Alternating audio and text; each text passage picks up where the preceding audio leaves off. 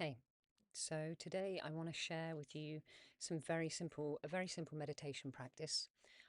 It's going to have three layers to it. One of them is just a simple practice. You can do it in a short period of time. You can do it in the moment. It will be a very short, acute practice to help stabilize your heart.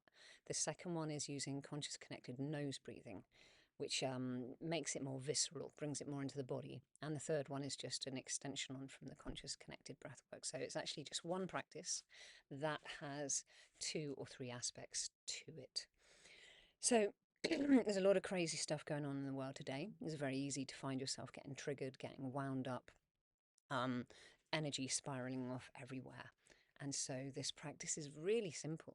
It's really simple, and it's just simply closing your eyes. Or if you're in your day to day life, you can do it mentally whilst you're in the office or on the bus or wherever driving the car. And you simply, every time something happens that triggers you or winds you up, or you feel your energy getting disrupted, you simply center in the heart, take a breath, and you say, I choose love. I choose love. I choose love. So if you want to do it as a simple meditation practice, you obviously find somewhere comfortable to sit, close your eyes, breathe, steady yourself, root yourself, ground yourself, and then allow yourself to just bring images of people that disrupt you, people that stir you up, and you simply say to yourself, I choose love. You can take it as deeply as you want to. If you're able to really feel into your heart and actually anchor in a feeling of love, fantastic. Sometimes that's a bit hard. There are other practices that many of you probably know of.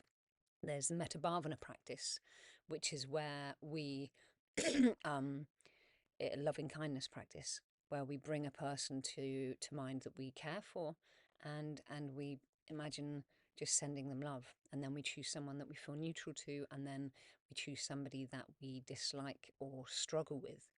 Whereas sometimes that last aspect of the practice can be really hard for some people.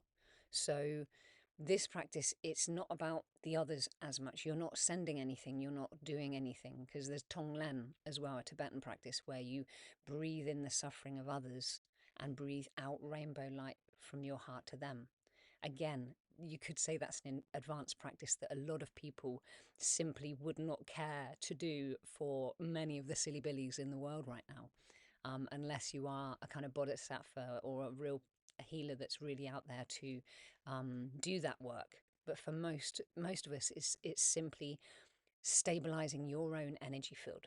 That is what this practice is about. It's not actually about the other people. It's about you and how you stabilize yourself so that you don't overspill and that your energy doesn't create more disruption in your life. Because at the end of the day, the only thing we can really change is ourselves.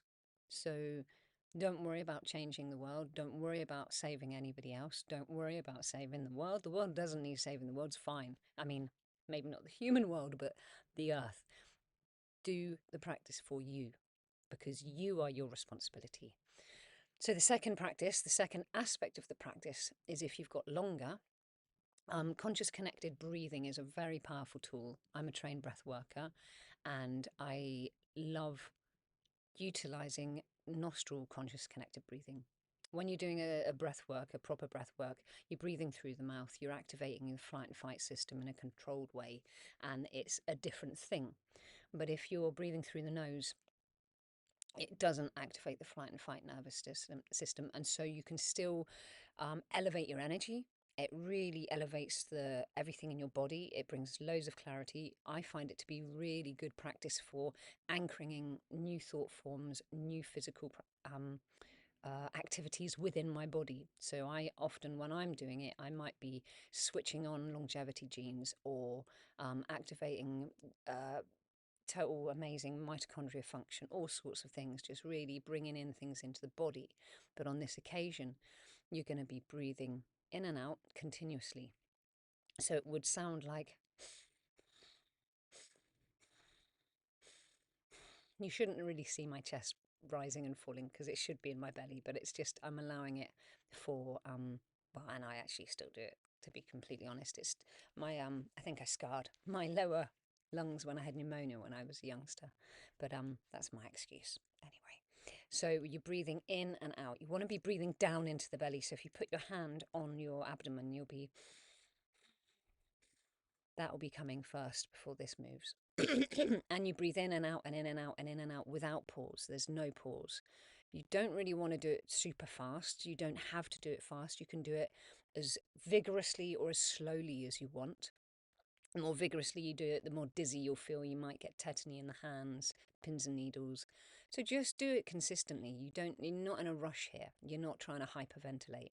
And you're just breathing in and out consistently with no pause between the breath.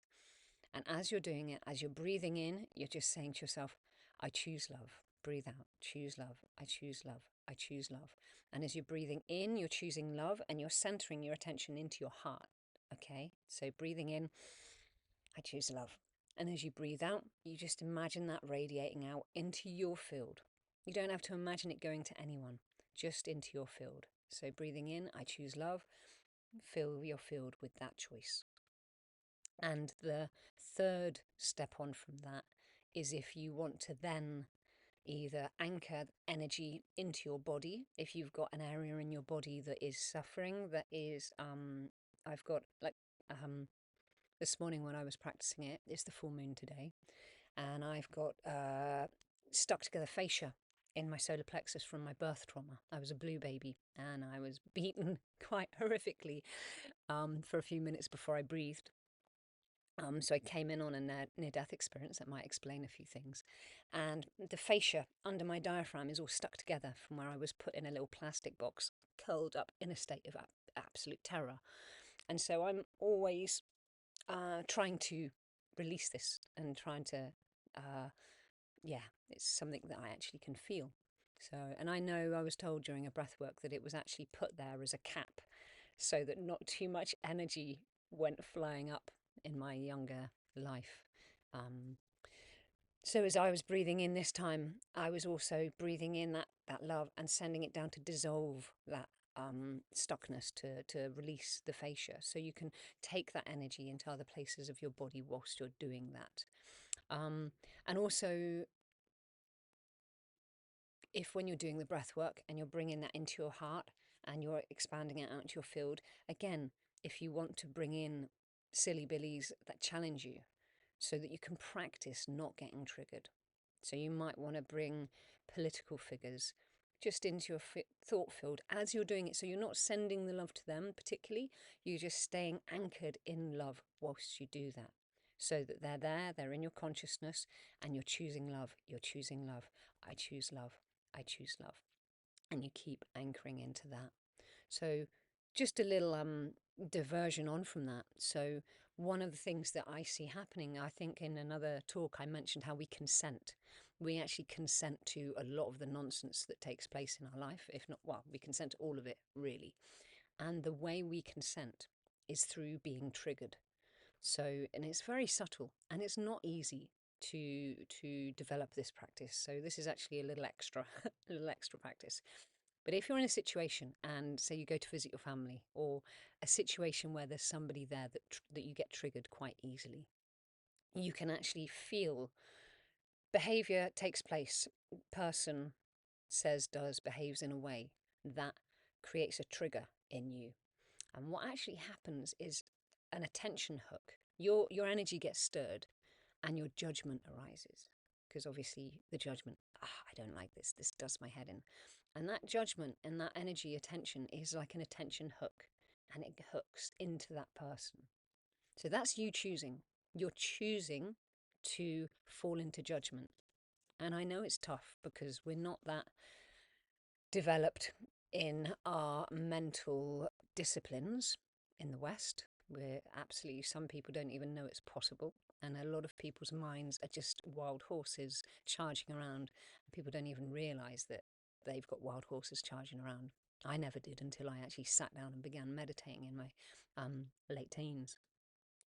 Well, actually, I did know that there was wild horses running around, but some people, it's not even a thing. So we need to really internalize our awareness, look at what's going on in our mind, look at what's going on in our energy field. And when we notice a tension hook coming to hook on to a person that we think is annoying or whatever. We have to see that hook coming out. Okay, no, I'm not going to do it. I choose love. I choose love. I choose love. Okay, and we keep coming back and we choose love, which is non-judgmental, love does have discernment. So please don't think that love isn't discerning, because it certainly is. You know, love can be the key that opens the door. It can also be the key that locks the door when we need to say no. So it's not all love and light. Yes, yes, yes, yes, yes. Treat me like a doormat. No, I choose love. I choose love. Okay. So, first layer is just sitting, practicing with images of people that trouble you and choosing love. Or you can just do it without the people. Just sit and I choose love. I choose love. You can just breathe gently. On the in breath, I choose love. On the out breath, relaxing, allowing that to spread through your field. So that's without the conscious connected breathing. The second one, the same. I choose love. But this time you bring people in and you stay connected to the choice of love. You don't even have to feel the love. It doesn't matter if you can feel it. It's nice if you can, but don't worry if you can't. Okay, and then the next level is when you do, and with the conscious connected breathing through the nose, it's good to do 15 minutes. If you have a timer, and just do it for 15 minutes. And don't worry if you get distracted, just keep returning to I choose love, I choose love. And the breath again, continuous breathing. So you can do that just in your energy field. I choose love, I choose love, I choose love. Then you can also bring people in. You can bring in the silly billies that challenge you. And then an add on to that, releasing the people that challenge you and just bringing the love into your body viscerally and breathing it into areas that need healing and support. You might have noticed I've used the word silly billies quite a lot. So for me, if I label somebody, and it's hard, we are all judgmental. I'm not going to, I'm not into BS. I still judge. I don't want to judge. I'm trying to train my mind out of it, but it's still something that happens. We live in a fully judgmental world. It's one of the most normalized mental habits in our culture. And so, if you want to pretend you're not judgmental, you carry on. But I don't find BS very useful. So, trying to out-train the judgment in our mind, or trying to notice and recognize the judgment and let it go. But the people that stimulate the judgment are often behaving horrifically. And if I label someone as a narcissist or a psychopath, my compassion is just cut. There is no compassion then. So it's not helpful for me to label people with these strong words. Regardless of whether they are or not, it's not the point. It's about how my energy is responding. And I don't want my energy to be cut off. I don't want to feel in my heart for anybody. It's not helpful for me. Okay? Obviously, if there's somebody with narcissistic qualities in your life abusing you, you need to take steps to stepping out of that relationship and stepping away from that, and finding supportive, loving people and places for you to heal from that. But if it's just in the world where there are people that pop up on the telly or on the periphery that we don't particularly know, and we label them as narcissist or psycho or fascist or whatever, it's not helpful for your heart. It's not helpful for the energies within you, because you're consenting to a world with those people in it by judging. So this is part of how the duality construct works. If we judge, if we're cynical, we're consenting to a world with judgment and cynicism. So we really need to train ourselves out of this.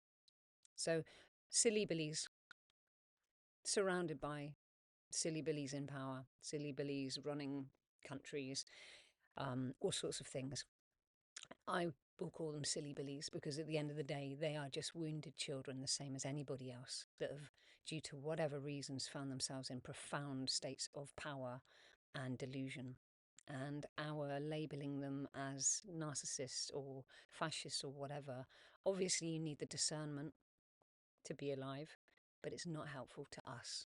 And it's not helpful to them. It just feeds them with psychic energy of perpetuation. Okay, so for your own mental and emotional well-being, It's good if we drop the harsh, judgmental labels and just silly billies, just wounded children making a hell of a mess all over the place. Um, for me, it's a bit more skillful. Okay, have a great day and see you next time.